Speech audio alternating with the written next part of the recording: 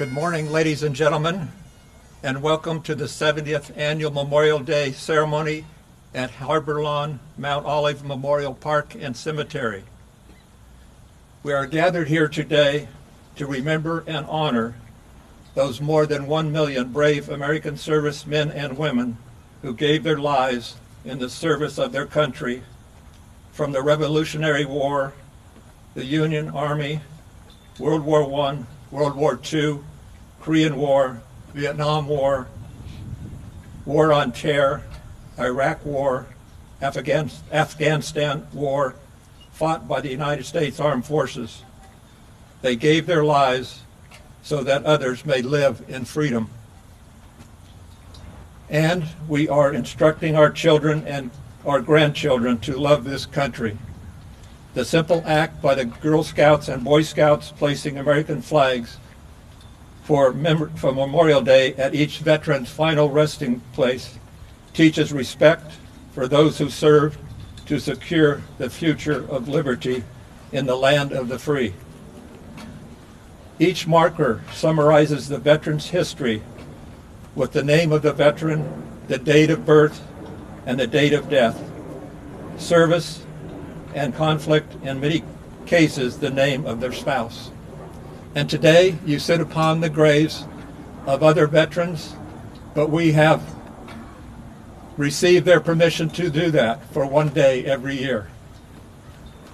In today's ceremony, the Master of Ceremonies, the keynote speaker, service flags and wreath bearers are military veterans who served in the United States Armed Forces and continue to serve their communities as members of the Freedom Committee of Orange County. We continue Jack R. Hammett's motto, passing the torch of liberty to future generations through our Living History program. And I'll take a moment. The C-53 D-Day doll is flying over from west to east.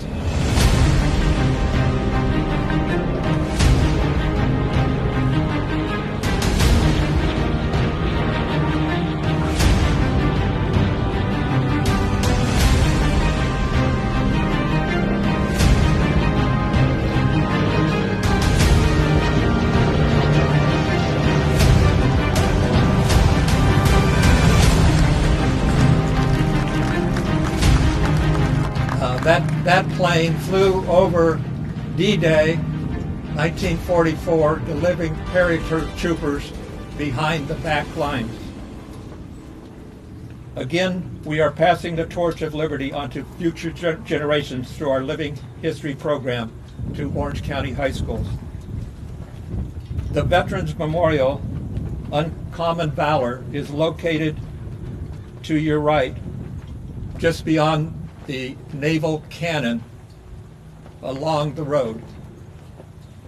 It is engraved with, in the honor and everlasting memory of the men and women of the U.S. Armed Forces who gave their lives for their country. May they rest in peace and know we shall never forget. They are in our thoughts and our deeds.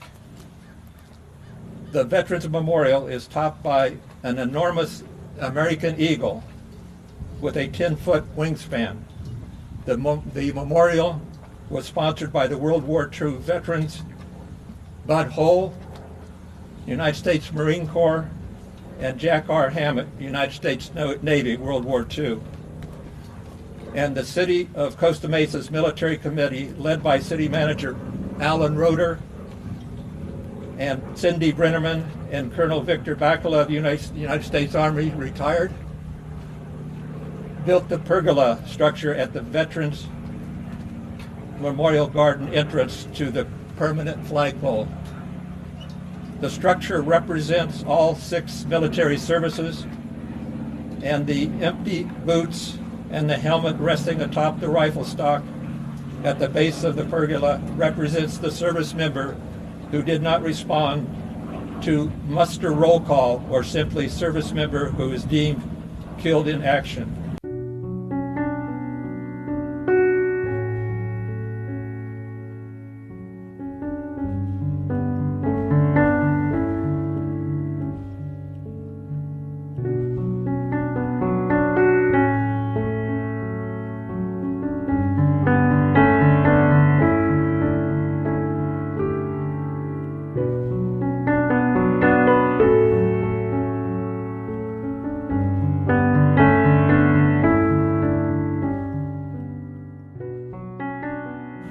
now I'd like to introduce you to our Masters of Ceremony, Major Hammond Sally.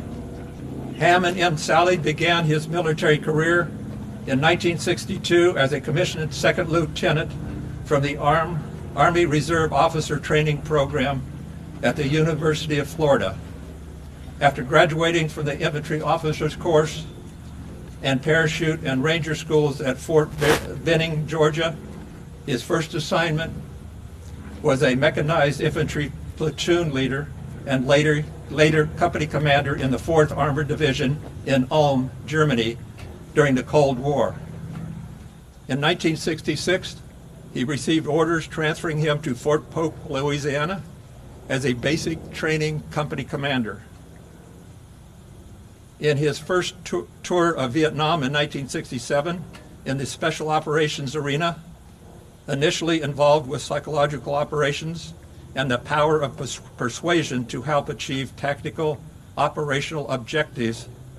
Then in 1968, with the Military Assistance Command Vietnam Studies and Observation Group, Special Forces at Forward Operating Base 3, co-located with the 26th Marine Regiment at Khe Son Combat Base during the 77 days of siege by the North Vietnamese Army. Then back to Fort Benning for a year of advanced infantry schooling before being assigned as a senior Army instructor at Culver Military Academy, Culver, Indianapolis. In 1971, Hammond returned to Vietnam for assignment as the Psychological Operations Officer for Headquarters 24th Corps. Upon returning home in 1972, he was assigned as the Operation Officer of the 1st Battalion, 508th Parachute Infantry Regiment in the 82nd Airborne Division, Fort Bragg, North Carolina, followed by duty on the division staff. In 1975, he was sent to Omaha, Nebraska as the Executive Officer of the District Recruiting Command, responsible for Army recruiting in a 5-state area. In 1978, Hammond returned to Germany for another Cold War assignment as the Executive Officer of the 1st Battalion, 15th Infantry Mechanized 3rd Infantry Division in Kitzingen, Germany. Hammond left Germany in 1981 for assignment with Readiness Group Los Angeles, stationed at the Joint Forces Training Base, Los Alamitos. The mission was to advise both California National Guard and Reserve Command units in Southern California. He retired in 1984 for another defense-related job with McDonnell Douglas Boeing. Awards and decorations: Bronze Star, 3 awards. Meritorious Service Medal, 4 awards. Army Commendation Medal, 2 awards. National Defense Service Medal, Vietnam Service Medal, 7 awards, 7 campaigns. Army Service Medal, Overseas Service Ribbon, 4 tours. Vietnam Armed Forces Honor Medal, 1st class. Vietnam Campaign Medal, Army Presidential Unit Citation, Navy Presidential Unit Citation, Meritorious Unit Commendation, 2 awards. Vietnam Gallantry Cross with Palm, Vietnam Civil Action Honor Medal, 1st class, Expert Infantry Badge, Combat Infantry Badge, Parachutist Badge, Ranger Tab, Armed Forces Tab. I give you the Master of Ceremonies, Major Hammond Sally, to present the rest of the program. Can we give him a large applause?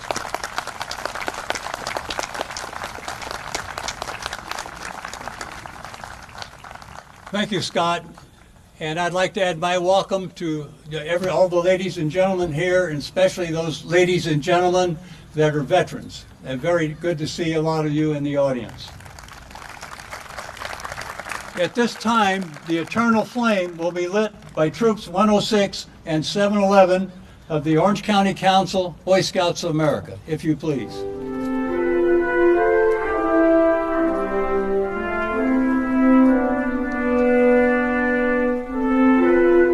flame is lit, and we'll continue with the ceremony. And I would like to add something regarding the aircraft that flew over that Scott mentioned. That plane was also involved with the parachute drop on Nijmegen. It supplied the Battle of the Bulge and supplied the crossing of the Rhine. It was involved in the actual airplane that did that. In addition, it returned to England for the 70th anniversary of the D-Day invasion, actually dropped paratroops again in France.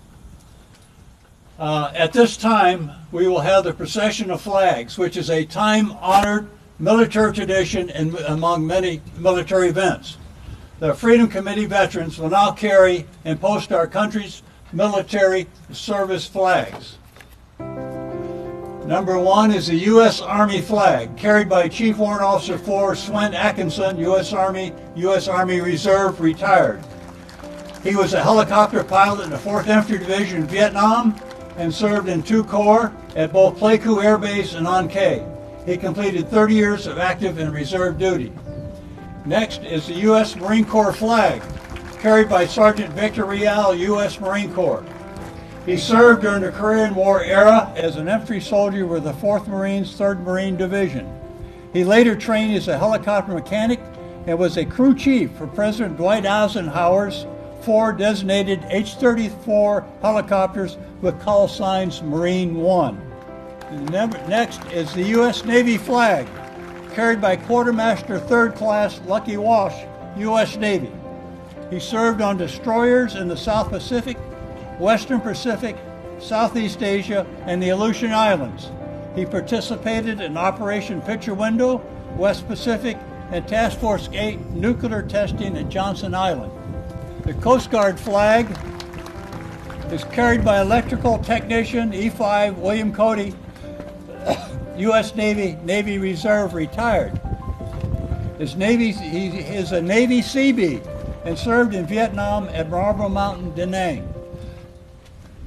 Next is the Prisoner of War Missing in Action flag, carried by Captain Thomas Weaver, U.S. Navy Reserve, retired. Captain Weaver served for 30 years as a Navy SEAL with duty in Vietnam and Southeast Asia. He was involved with Project Gemini, that is the NASA capsule recovery, and Operation Jack Stay, a beach recon interdiction ambush operation. He provided instructional training for Navy SEALs, including underwater demolition. Last, we have the Pearl Harbor flag, carried by Staff Sergeant Mrs. Barbara Van Note, U.S. Air Force. She served her country at 4 different bases in the United States from July 1967 to February 1972. His awards and decorations include the Good Contact Medal and the National Defense Service Medal. We have the U.S. Air Force flag, carried by Colonel David Flay, Jr., U.S. Air Force Reserve, retired, a command pilot. Colonel Fay served for 31 years with 2 tours in Vietnam, where he flew C-140 transport aircraft as well as CH-53 Jolly Green Giant helicopters. His CH-53 missions were all rescue missions with 25 pickups in enemy-held territory while working for the top-secret organization MACV-SOG in Vietnam. In addition, he flew several C-141s into Antarctica for a month stay at a time. Next is the U.S. Space Force flag, our newest military organization, carried by Colonel Wayne Scott, U.S. Air Force, retired. Colonel Scott served for over 29 years as a communications and information officer. His Air Force career took him through many different assignments, locations, including 3 tours as a squadron commander responsible for the morale, welfare, and discipline for up to 500 personnel. And thank you.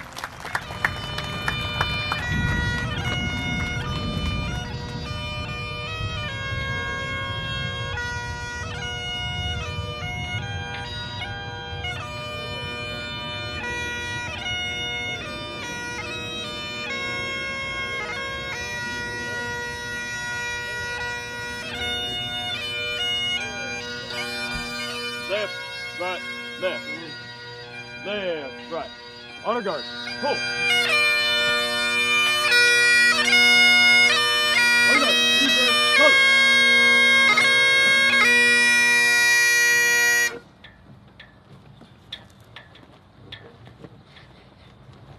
Our national colors will be lowered to half-staff by Captain Thomas Weaver, U.S. Navy retired, and Colonel David Fay, U.S. Air Force retired.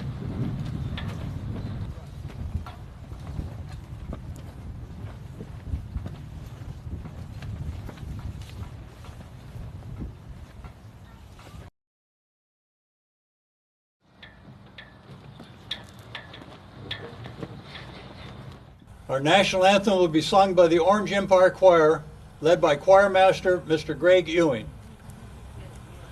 Oh, say, can you see by the dawn's early light what so proudly we hailed at the twilight's last gleaming, whose broad stripes and bright stars through the perilous fight o'er the ramparts we watched were so gallantly streaming, and the rockets red bursting in the air gave proof through the night that our flag was still there. Oh, say does that star-spangled banner yet wave o'er the land of the free and the home of the brave?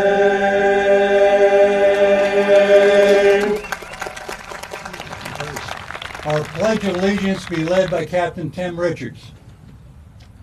I pledge allegiance to the flag of the United States of America and to the republic which it stands, one nation, under God, indivisible, with liberty and justice for all.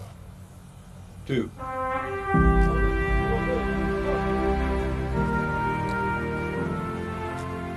The invocation will be given by Chaplain Richard Chavarria, Chaplain, U.S. Army retired. Please bow with me. Our God in heaven, we come today to honor the memory of those who died in service to our country. It is said in your scriptures that there is no greater love than a person giving up his or her life for another. We receive that love, and collectively we honor them who gave themselves up for us. I have heard it said of an old veteran when told, "Thank you for your service," he responds, "You were worth it." I pray we live our lives in ways that honor such a statement. I would pray that in the face of sacrificing need, we would be able to do our part to defend our nation, to support those who actively serve in positions of the military uniform, and to honor those willing to serve us, even to the ultimate sacrifice. We ask for your blessings and solace for those who grieve the loss of a loved one, a father, a mother, a friend, a colleague. May we support them in ways that really help them to continue their lives in strength and purpose. On this day of remembrance, we thank you that we can all show our gratitude and appreciation for those who serve our nation in life and in death. And in your name we pray, amen. Thank you, Chaplain. The color guard, retire the colors.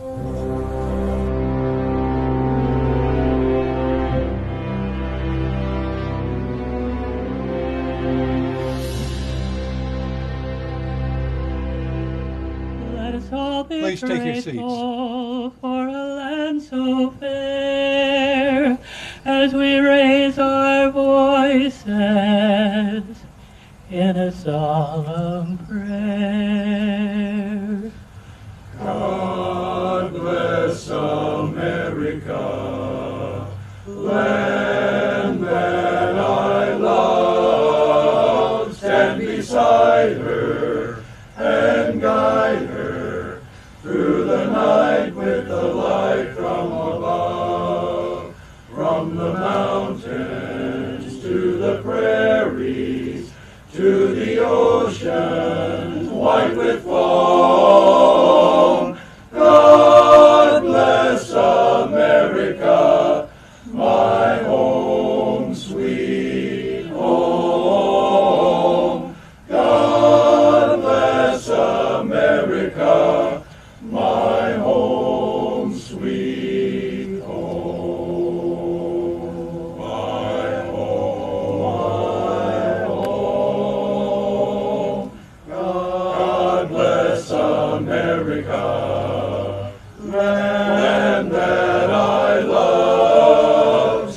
beside her and guide her through the night with the light from above.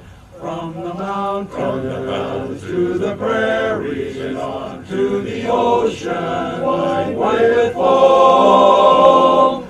God bless America, my home, sweet home. God bless America, my home, sweet home. America, my home.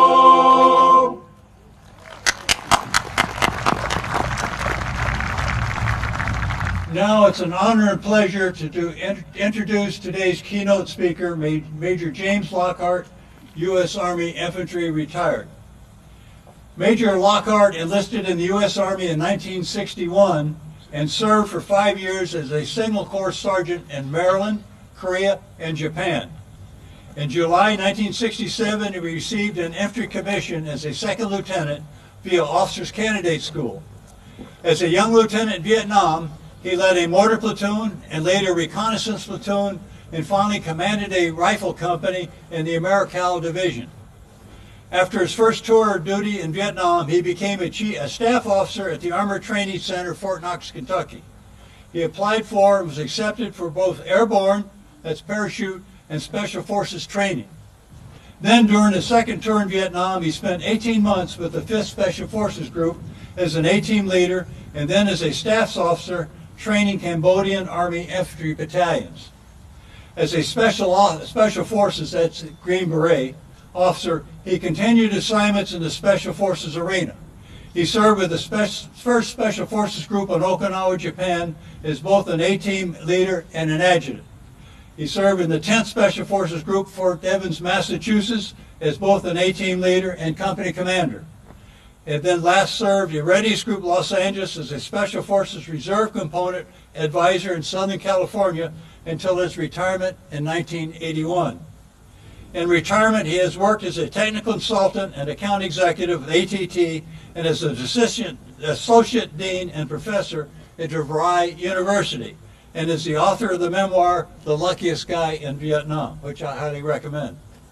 His awards include the Bronze Star Medal with V device in 2 Oak Leaf clusters, Meritorious Service Medal with Oak Leaf cluster, Air Medal, Army Commendation Medal, Vietnam Service Medal, Vietnam Campaign Medal, Republic of Cambodia National Defense Medal with Silver Star, Republic of Cambodia Parachute Wings, Special Forces Tab, Combat Infantry Badge, Master Parachutist Badge, and Scuba Badge. Please welcome Major James Lockhart.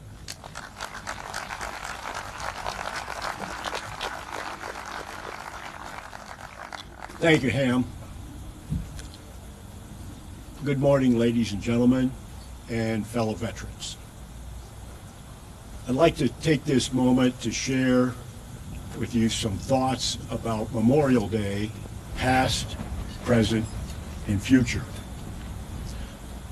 Although we have numerous special days in the calendar that center on patriotism and military service, let's put Memorial Day into perspective by reviewing some of the major observances which honor military service specifically. We can begin with Memorial Day. It's a federal holiday always occurring on November 11th, which is the anniversary of the armistice that ended World War I. Its purpose is to honor all veterans, living and deceased, from all eras and all services. Gold Star Days are less well known. The Gold Star Days recognize close relatives of those who have died from all causes in the service of our country. Although they may not have served themselves, they are visual casualties, and their suffering is not limited to a single event, and those sufferings are not etched on any monuments. Gold Star Mothers and Family Day is in September. Gold Star Spouses Day is in April. May is Military Appreciation Month and has the most observances. Military Spouses Appreciation Day was on May 10th, the Friday before Mother's Day. Armed Forces Day, although it's not a federal holiday, occurred on the third Saturday in May, just over a week ago. It honors those who are currently serving, and well, it should. American Legion Poppy Day was last Friday. It was originally for remembering those lost in World War I. Today, the poppy is a symbol of those who served and lost their lives. Proceeds from poppy sales support veterans in need. I have one on my lapel. But today we're here to observe Memorial Day. It was originally an unofficial event begun soon after the war, the Civil War, and has been through multiple changes until it became a federal holiday. Some of you may remember when it was called Decoration Day. Its purpose is to honor members of our military who died while actively serving, and that's what makes it unique. It's important to note that this is a time to remember not only wartime and combat casualties, but also who lost their lives to any cause, such as accidents, disease, or illness, during their time of service. It also includes reservists and National Guard who died while fulfilling their training obligations or on active duty. Now let's look back and consider those whom we honored last Memorial Day. At that time, over 1.2, pause for that.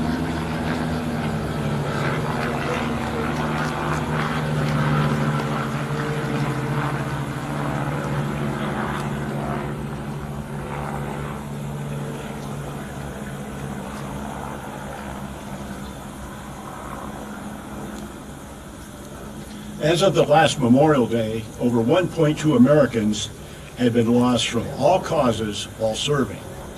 That's starting with the Revolutionary War. 650,000 of these were battle casualties, and a surprising 550,000 were non-battle casualties. If we think that all these sacrifices were made in the remote past, such as Vietnam, Korea, and World War II, let's think about this.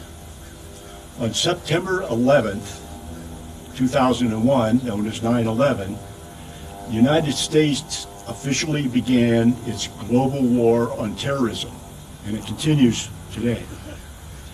Because of the nature of terrorism, this war knows no geographic boundaries and has no easily identified enemy.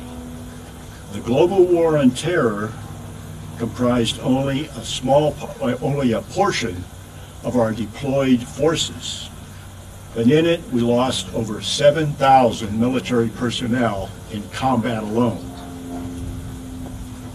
Now we'll move from the past to the present. On this Memorial Day, how has the roll call of the fallen changed since last year? In looking back only 4 months, without naming names, we sadly discover the following. On February 6th, 5 Marines from Miramar Air Station were killed in a helicopter crash near San Diego. February 11th, a reserve soldier died in a non-combat accident in Kuwait. March 8th, 2 Army National Guard soldiers were killed in a helicopter crash in Texas. March 15th, an airman was killed in a workplace accident in Elmendorf, Alaska. March 20th, a sailor was lost overboard from a destroyer in the Red Sea. March 27th, a soldier died in a firing range accident in Lithuania. March 18th, a Marine was killed in a training accident at Camp Lejeune. April 23rd, a Marine was killed during a routine operation at Camp Pendleton.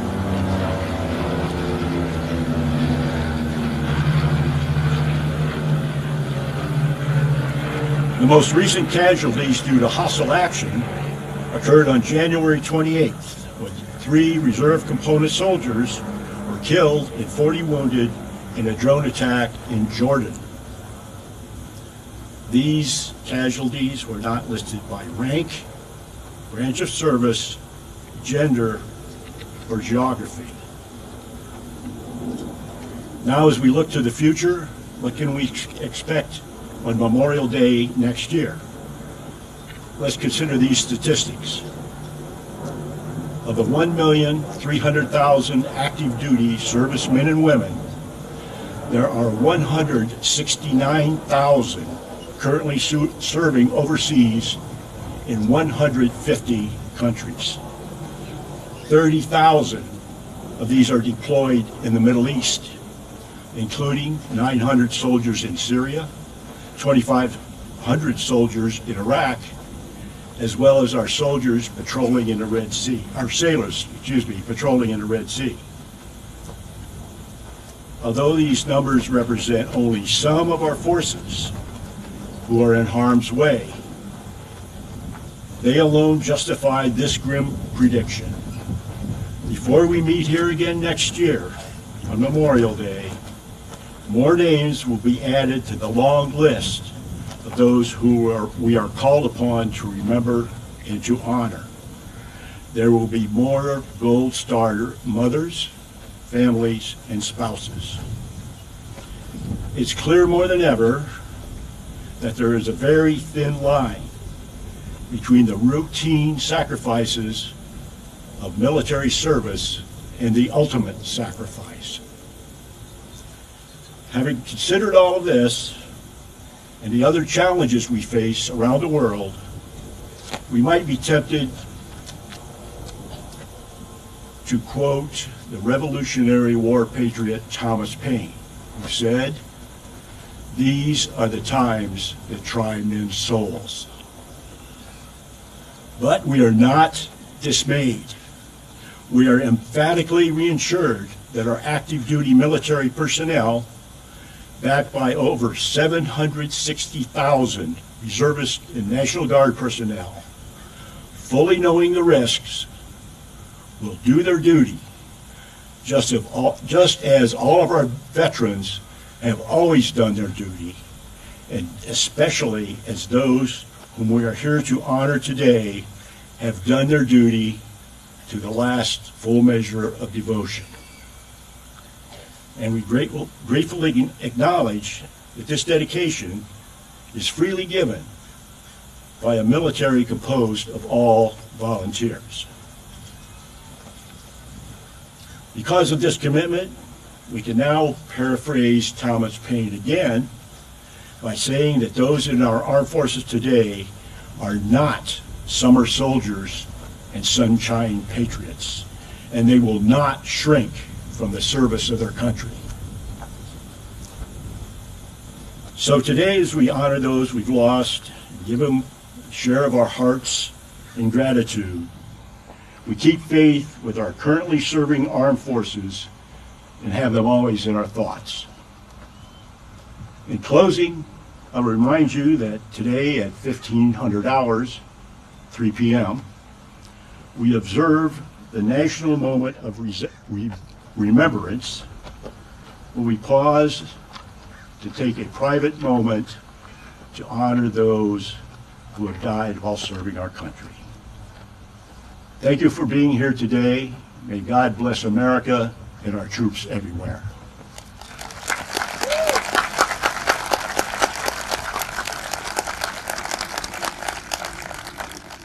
Thank you, James. I'd like to make a comment about the flyovers. That last flyover was the missing man formation, and is flown by Dawn Patrol. Wing commander is Dan Hammond. The earlier flyover, the Douglas C-53, was from the Commemorative Air Force, flown by a retired Navy Commander Steve Rose. From the halls of Montezuma to the shores of Tripoli, anchors away. Farewell to college, good fruit sail at break of day. Da da da da da da da da. We're always ready for the call. We place our trust in Thee. Through surf and storm and howling gale, high shall our purpose be. Fight for the right and fulfill the nation's might, and the army goes rolling along.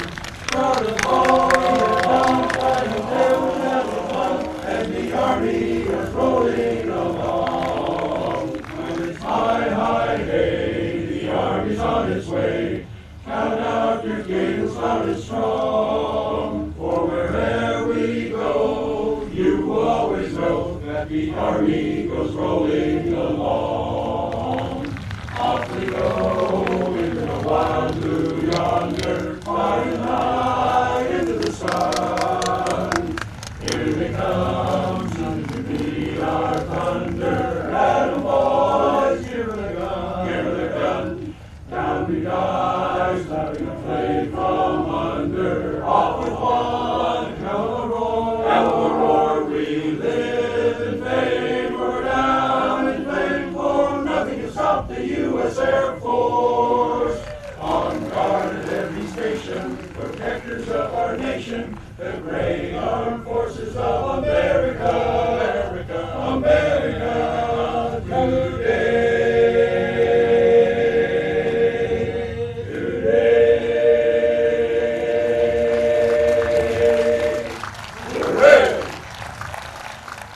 Thank you, Orange Empire Choir. And I'd like to point out that I met 2 veterans already in the choir, one from World War II, still up and singing. Now, Freedom Committee veterans will lay wreaths to honor all military branches in all wars. These wreaths are presented in recognition of the veterans of the United States Armed Forces who gave their lives in the service of our country. Our first wreath is a Gold Star family wreath carried by Mrs. Maria Simpson to honor 2 members of her family who died in combat and on behalf of the families who lost loved ones serving in our country. Maria is escorted by Captain Thomas Weaver, U.S. Navy retired. Our next wreath is carried by Major Albert Howard, U.S. Army Air Defense Artillery retired, who served in 3 Corps Vietnam at Cu Chi with the 32nd Air Defense Command.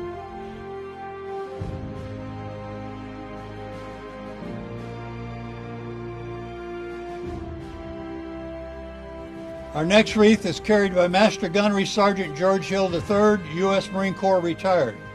Gunny Hill is a communication and electronics technical specialist who served in both Vietnam and Iraq wars. Our next wreath is U.S. Navy wreath carried by Crypto Technician 2 Don Pegler, U.S. Navy. Don is a survivor of the Israeli attack on the USS Liberty during the Six-Day War. The resulting U.S. casualties were 34 killed in action and 174 wounded in action. The U.S. Army wreath is carried by U.S. Air Force Captain David Larson, Aircraft Maintenance Officer.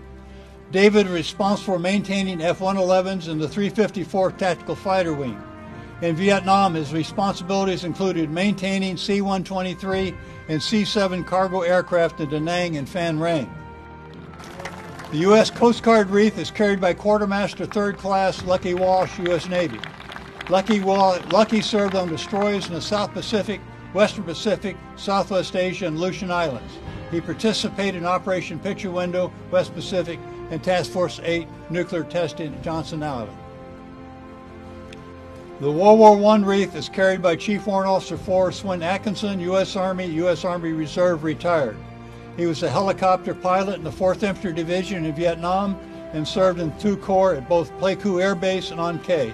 He completed 30 years of active and reserve duty.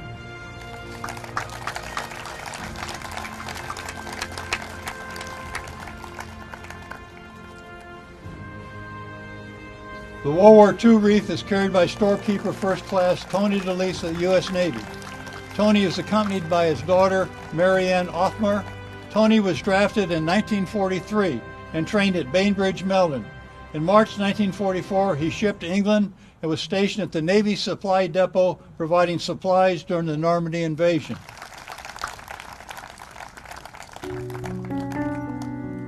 The Pearl Harbor wreath is carried by Finance Specialist 4th Class Denise Grady, U.S. Army. Dennis served in the 3rd Armored Division in West Germany during the Cold War. His decorations award include the Good Conduct Medal and the National Defense Service Medal. The Korean War wreath is carried by Sergeant First Class Wesley Hoser, Junior U.S. Army Wheel Vehicle Specialist. Wesley served with the 556 Engineer Battalion at Anscom, South Korea. His decorations awards include the Good Conduct Medal and the National Defense Service Medal. The Vietnam War wreath is carried by Captain Tim Richards, U.S. Army Corps of Engineers retired, with 29 years of active duty and reserve service. Captain Richards served with the 508th Army Security Agency when he was enlisted, and also served with the 588th Engineer Battalion in Vietnam as a commissioned officer.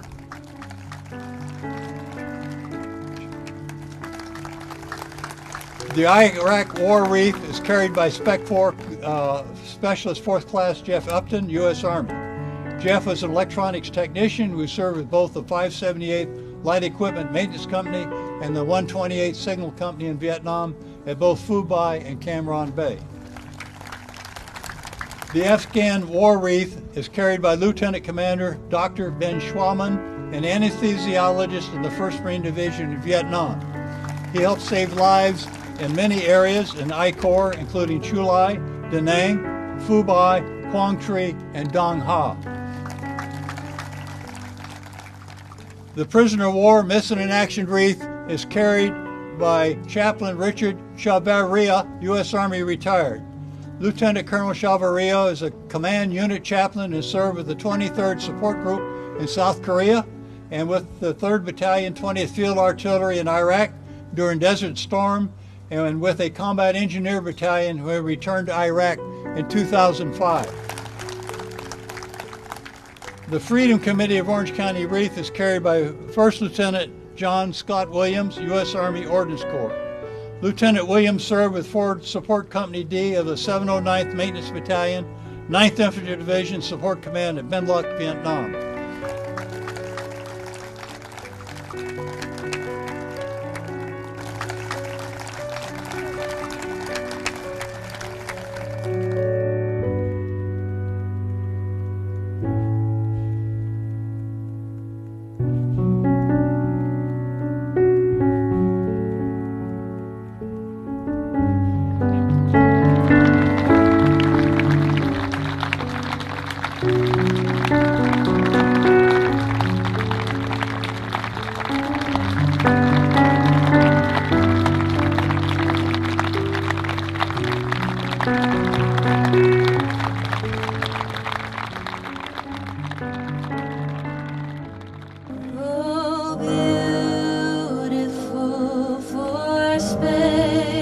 Skies, for amber waves of grain.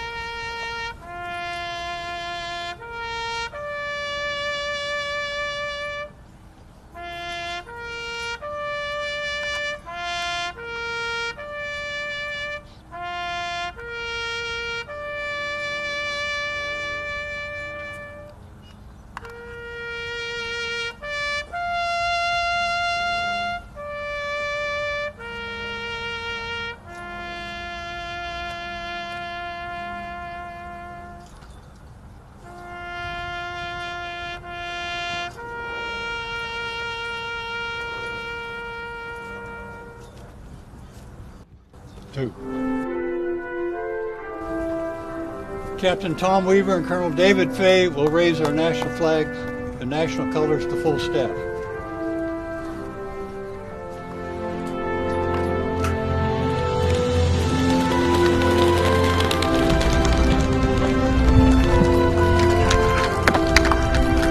It's time for adjournment. Our thanks to everyone for joining us in the ceremony, as well as thanks to our participants and sponsors.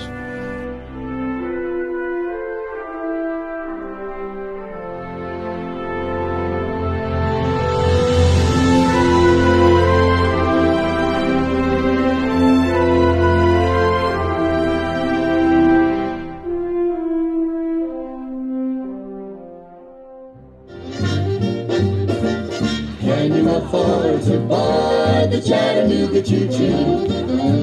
I've got my fare and just a trifle to spare.